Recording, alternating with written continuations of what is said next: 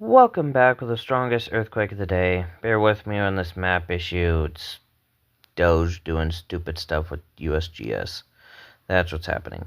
But anyway, strongest quake of the day, 6.1 magnitude. They hit 64 miles west-southwest of San Pedro de Atacama, Chile, at 8:21 a.m. Pacific Standard. There's a coordinates depth of 58.4 miles. So, tapping on a bit more details. 103 kilometers west-southwest of San Pedro de Atacama, Chile, 93.5 kilometers